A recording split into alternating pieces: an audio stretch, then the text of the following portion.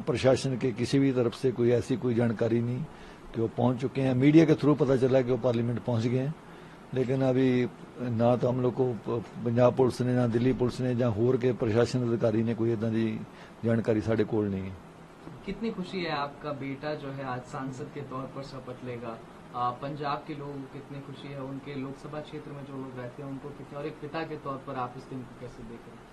नहीं, ये पिता के तौर पे भी चलो ठीक है, बाकी ये जो सबसे ज्यादा खुशी खडूर साहब के पंजाब से बाहर वास्ते देश विदेश में लोगों को जो उन्होंने इतना बड़े समर्थन से उनको पार्लियामेंट में भेजा, पूरे पंजाब से ज्यादा बहुमत से जिताया, उनको ये चीज का थोड़ी जी ऐसा था, बम्बर भूसा सा डाला गया था कि वो कभी होगा नहीं होगा, वो उसमें आज विराम लग जाएगा। ये चीज के लोगों के मन में काफी उत्साह हुआ। बहुत लोग पंजाब से इस चीज को देखने के लिए आए हैं। तो हम लोग तो सरकार से, लोकसभा स्पीकर से भी हमारी अपील है कि उनको जो लोग पंजाब से इतनी दूर से या दिल्ली से चल के आए हैं उनको मिलने के लिए, उनको मिलने का थोड़ा मौका दिया जाना चाहिए। पैरोल पे हैं अमृतपाल जी, अपने शपथ के लिए पैरोल पर हैं। एक सांसद के तौर पर उनका अधिकार भी है संसद के सेशंस में भाग लेना, शपथ लेना। आपकी क्या मांग रहेगी कि वो अपने लोकसभा क्षेत्र में भी जाएं, ऐसा सरकार कुछ उनके लिए मदद करे कि वो अपने लोकसभा क्षेत्र में जाएं, लोगों से मिले, जिन लोगों ने उनको वोट दिया है उनके बीच में जाएं, ऐसी कुछ आप मांग करना चाहें? नहीं, हाँ, हम मांग कर रहे हैं। हम उन लोग जितने भी पंजाब के लोग वो भी मांग कर रहे हैं कि जिन्होंने उनको इतने मार्जिन से जिताया है कि उनको उनके साथ मिलने का, उनका धन्यवाद करने का मौका जो सरकार को देना चाहिए। पहली बात तो उनको बिना शर्त रिहा किया जाना चाहिए कि वो अपने जो समस्या, जो उन्होंने खडूर साहब हल्के के लोगों ने उनके ऊपर जिम्मेवारी डाली है, वो उसको निभाएं। और दूसरा, जो पंजाब में के ऊपर नशे का बहुत बड़ा एक इशू है, और बहुत नौजवान डेली नशे की भेंट चढ़ रहे हैं, उनको रोकने के लिए मेरे को लगता है कि जो पहले भी वो जो सरकार का काम था वो कर रहे थे, तो मेरे को लगा सरकार तो फेल हो चुकी है अभी, ये नशे के मामले में तो फेल हो चुकी है। मेरे को लगता है कि ऐसे आदमी को छोड़ के उसकी सपोर्ट करनी चाहिए सरकार को, उसके बैक में खड़ा रहना चाहिए, तभी नशा खत्म कर सकेंगे। सर, तमाम इल्जाम जो उनको लगे, डिब्रूगढ़ जेल ले जाया गया, सरकार तमाम तरीके से इल्जाम लगाती है, और लोगों के बीच में भी बातें अमृतपाल जी को लेकर के होती हैं, चाहे वो नॉर्थ इंडिया हो, उनके ऊपर खालिस्तानी होने का आरोप लगाया जाता है, देश विरोधी गतिविधियों में शामिल होने का आरोप लगाया जाता है। इसको किस तरीके से देखते हैं? खडूर साहिब की जो जनता है वो उनको चुन करके ले आई, जब उनको चुना गया फिर भी उन पर आरोप लगाया गया कि खालिस्तानी को संसद में भेज दिया गया।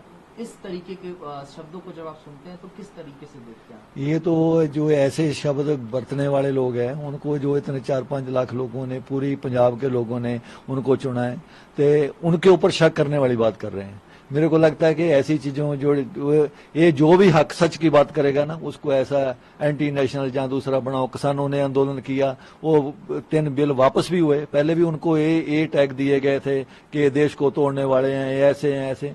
मेरे को लगता है कि सारा कुछ, ये जो भी आदमी कोई अपने हक की आवाज उठाएगा, अपने लोगों की आवाज उठाएगा, अपने लोगों को, जो नशे का इतना बड़ा इशू है, जो सरकारें जिसके आगे फेल थी, उसने उसको रोक लगा दी थी। मेरे को लगता है कि सरकार को यही बात अच्छी नहीं लगी कि उनको एक नौजवानी, कोई पंजाब के लोग को सीधे रास्ते पे चलें, वो अपनी कोई एजुकेशन वाल ध्यान दें, कोई अपना उनको नशे में मारी जाओ। पता नहीं आज कितने लोग टीके लगा लगा के नालियों में गिरे, झाड़ियों में गिरे पड़े हैं, उसके लिए कोई सरकार को कोई चिंता नहीं है। और जो उसके खिलाफ काम कर रहा है तो उसके ऊपर ऐसे ऐसे टैग लगाओ और उनको नजदीक भी नहीं, फिर डिब्रूगढ़ जेल में इतना दूर तक फेंको। वो उसका जवाब अभी लोगों ने दिया है। इसके लिए सरकार को समझना चाहिए, तो उनको तुरंत रिहा किया जाना चाहिए। जब अमृतपाल जी बाहर थे तब तमाम तरीके की गतिविधियां करते थे, लोगों से मिलते थे, खालिस्तान की बात भी वो मुखर होकर के उठाते रहे हैं। उन्होंने कहा है कि पंजाबियत की बात वो करते थे, पंजाब की बात करते थे।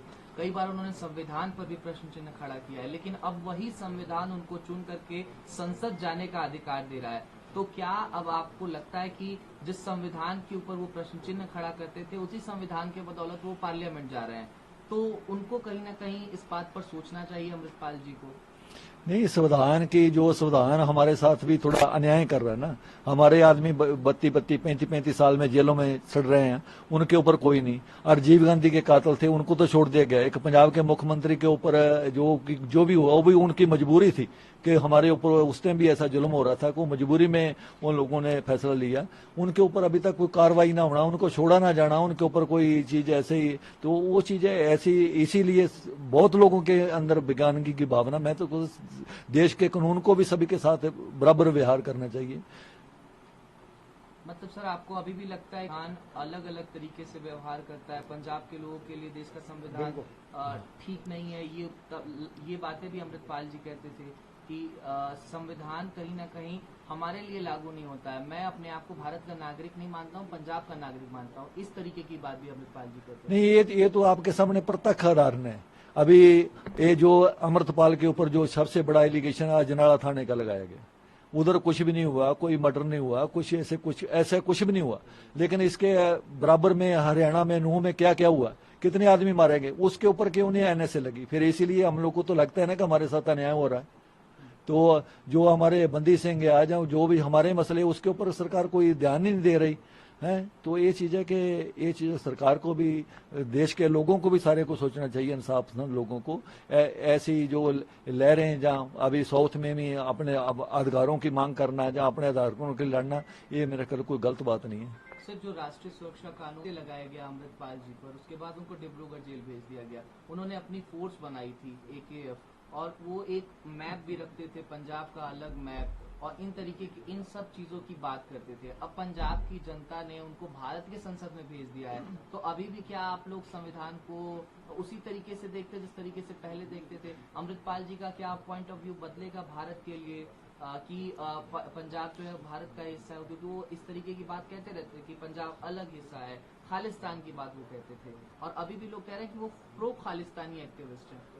नहीं, ये चीजें कि आप तो इंसाफ करो, हमारे साथ हम लोग को दूसरे दर्जे का शहरी मत बनाओ, हम करो, तो मेरे को लगता है कि तभी देश इकट्ठा रहे। नहीं तो दूसरी और स्टेटों से भी ऐसी मांग उठेगी अगर आप बेइंसाफी करोगे तो मेरे को लगता है पंजाब के पानियों के ऊपर पंजाब की राजधानी ना देना, पंजाब की बोली के साथ अन्याय करना, ये मेरे को लगता है इसके लिए सारे पंजाबियों को लड़ना चाहिए।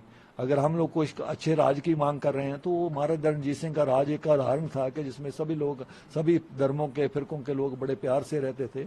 ये नफरत वाली राजनीति से मेरे को लगता है कि निकलना चाहिए। हम लोग का तो जो गुरु महाराज हम लोग को सिखाते हैं सबके भले की बात।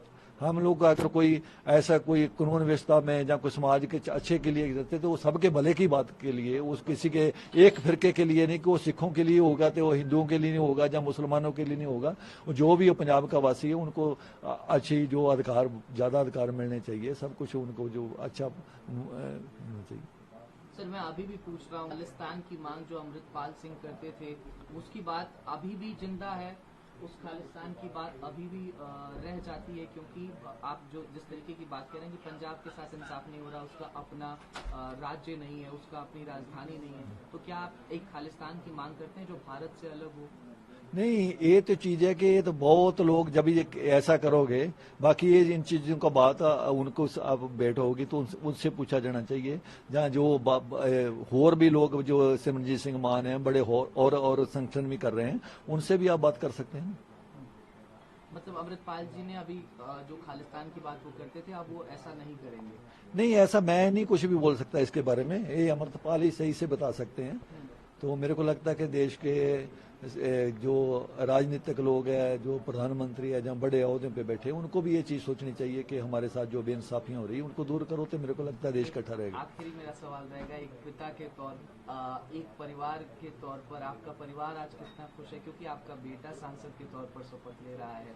खंडूर साहब की जनता के तौर पर आप क्या कहना चाहेंगे? नहीं, हम लोग का कोई ऐसा MP बनना हमारा कोई एजेंडा नहीं था ना। हम लोग की यही है कि MP या कोई राजनीतिक पावर हासिल करके हम लोग कोई अपने आप को बड़ा बनाना नहीं। हम लोग को ये लोगों ने सेवा दी है, लोगों के लिए है, लोगों में खुशी है। जैसे लोगों को खुशी है ऐसे हम लोग को भी उतनी की खुशी है। हम लोग को ये नहीं है कि इसके लिए हमारा कोई राजनीतिक तो हमारा एजेंडा नहीं था। हमारा तो धार्मिक एजेंडा था कि हमारे लोगों को जो नशे के साथ जो सरकार जिधर फेल हो रही थी वो कर रहे थे, हम लोग को तो उसी के ऊपर हमारा फोकस है। जो अगर राजनीतिक पावर भी मिल रही है तो वो भी लोगों के हित में पंजाब के हित में, वो सिख पंथ के हित में उसको वर्तों में लेंदा जाएगा और जो भी पंजाब के मसले उनको हल करने में जितना बस ज़्यादा से ज़्यादा योगदान दिया जाएगा। नमस्कार, मैं हूं मानक गुप्ता। अगर आपको हमारा ये वीडियो पसंद आया हो तो इसे लाइक और शेयर जरूर करें और हाँ, हमें सब्सक्राइब और फॉलो करना ना भूलें ताकि आप देश और दुनिया की कोई खबर मिस ना करें। तो जुड़े रहिए हमारे साथ और देखते रहिए News 24।